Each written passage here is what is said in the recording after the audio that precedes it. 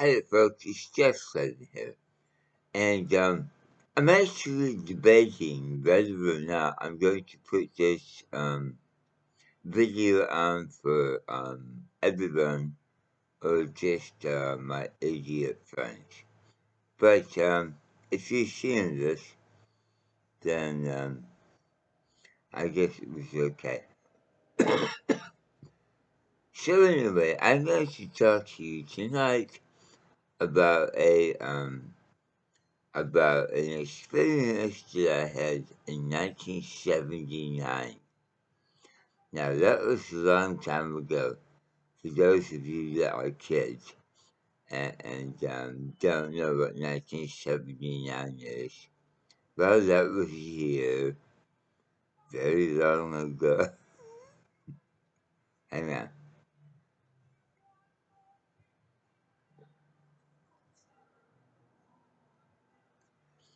So anyway, in this year, 1979, my uncle, who actually worked for a newspaper up in Buffalo, New York, was a journalist, and he got a chance to interview Mick Jagger, and because they were playing a concert in Buffalo, New York, the following day, and that was at Rich Stadium. So anyway, my uncle did the interview. It went over very well, and he gave them a handful of tickets. Mick Jagger gave my uncle a handful of tickets. So my uncle goes, well, I know my son Jim wants one, but I don't know who else. And so he contacted me, and I was downstate a bit, probably 100 miles, maybe. And he said, Jeff, I've got 4 tickets to go and see the Rolling Stones tomorrow, but you have to be here tomorrow. You can stay at our house if you want, and another 3 of your friends, and your cousin James is going to be going with you. Well, I said, wow, that's pretty fucking cool. I said, okay, yeah, Uncle Lad, count me in, we'll be there. And so I quickly called all of the members of my band, which was Kenny and Danny, Tom, and Steve. Yeah, and so we went up there, and it took us probably 4 hours to drive there. Now we drove up in our van, which was the band van, and it said Steel on the side of the van, because that was the name of our band, which was Steel. And so we all jumped in that, and it took like 4 hours. Now the reason it took like 4 hours is because we also had a lot of marijuana, and we were getting pretty stoned along the way. And we had to stop quite often for like KFC and stuff like that. But we did eventually get there, and that was really cool. And we spent the night there at my uncle's house. And the next day, me and my band and my cousin Jimmy all jumped in the van, and we went to the Rolling Stones at Rich Stadium, and that was pretty cool. So we get there.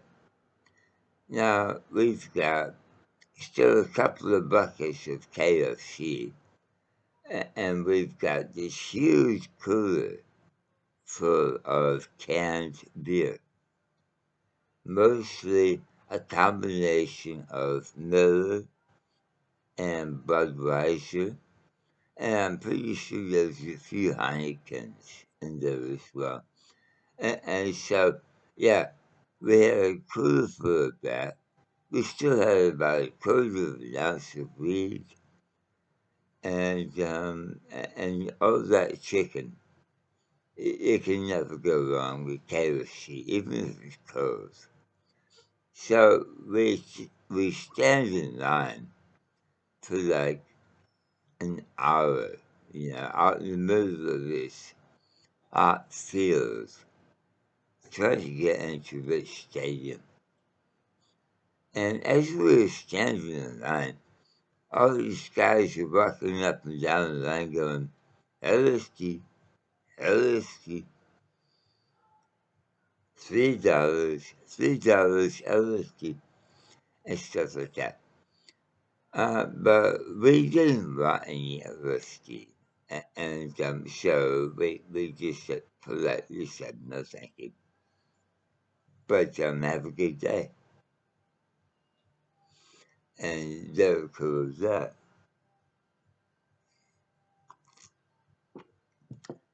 However, we did have this huge cooler full of beer and just quarter of an ounce or so of marijuana.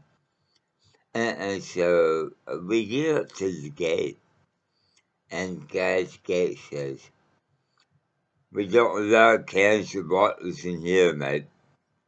And it was like, oh, okay. So what are we going to do with all this beer? And Kenny, my drummer, decided that it would be okay if we took all the cans of beer, popped them open, and dumped them into the cooler. Well, we were all 18 and 19-year-old stoners. And that seemed like a great idea, so that's what we did. Anyway, so we did all that, and then we picked this thing up and we're carrying it, and it's sloshing around, and it's really fucking strange, to be honest with you. But we get into the concert, we get to our seats, because we had designated seats. And then there was the mosh pit down below, and there were 50,000 people at this concert. The mosh pit was probably 5,000. Anyway, we're sitting there, and we're getting stoned. We're drinking beer out of the loose thing there. And that was fun, believe me. Some people up above us had some styrofoam cups that they gave us. Oh, they gave us some cocaine as well. And so we got them stoned and lit up pot and gave them a beer each. And they were happy as fuck. So that was cool. Anyway, there was like the Atlantic Rhythm section and April Rhyme and a few other bands. I can't remember them off the top of my head, but that came on as support acts before we actually did this whole thing with the Rolling Stones. And so that was all great. And we were getting to know our friends above us and below us and beside us. And, 1979, we were all hippie kind of people. And, yeah, everybody was very friendly, and that was pretty cool. So we did all of that through all these opening acts. And my drummer, Ken, he got a bit too, party sort of mode. And between the cocaine and the marijuana and the beer, And everything else that was happening right around this at the time that he decided to partake of, imbibe of, as you will, um, slumped his head over and went to sleep. So my cousin Jimmy and myself and my other bandmates were all just hanging out, and the Rolling Stones came on. And wow, they were doing some girls and all the other stuff that was very recent for them, and that was absolutely amazing. Now at the time as well, the Rolling Stones still hired the motorcycle group, the Hells Angels, to actually do their security throughout the United States.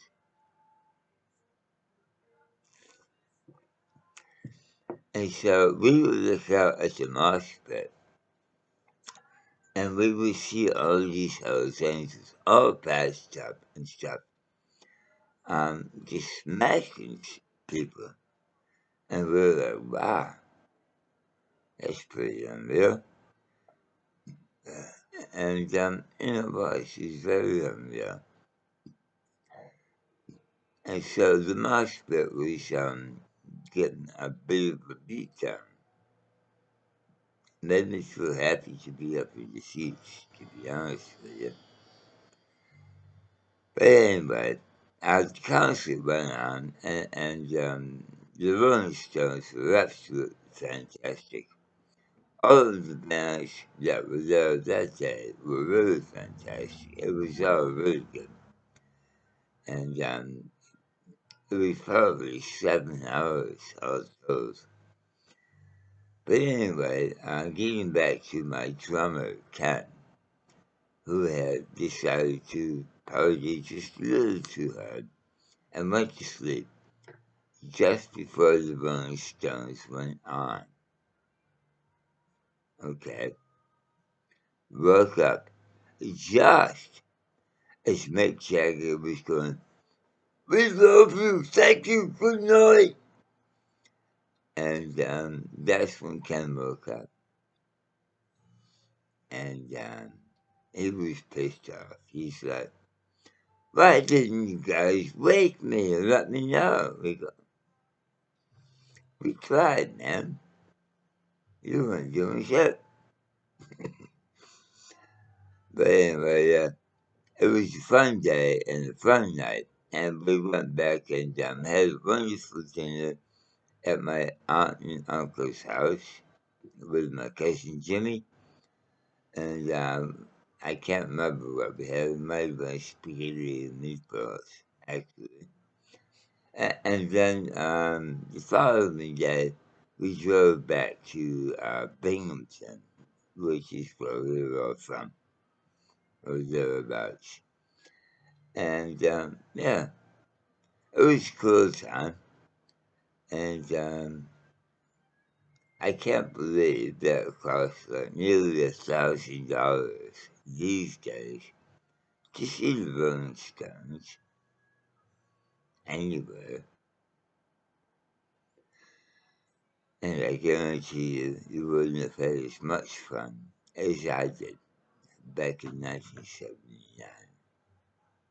Alright, folks, that's my story. I'm going to review this and decide whether or not I'm going to release it to the general public.